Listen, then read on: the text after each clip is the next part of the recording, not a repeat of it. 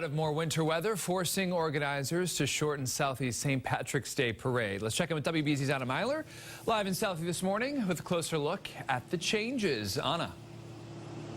And Chris, not only are we expecting more snow, cool temps and wind, but there is so much snow and ice left over from the storm earlier this week that parade organizers and city officials decided it would be best to keep the St. Patrick's Day parade short and sweet this year. Here's a look at some of the changes. The parade will start at the Broadway T station.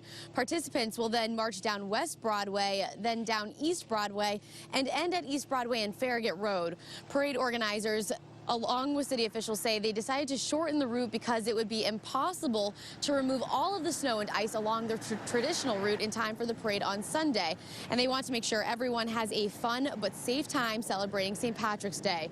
Parade organizers also say there will be provisions made for special viewing areas for seniors and the disabled who may not be able to view the parade on the shortened route.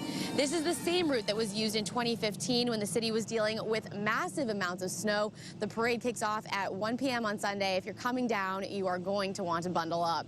Reporting live from South Boston, Anna Meiler, WBZ This Morning.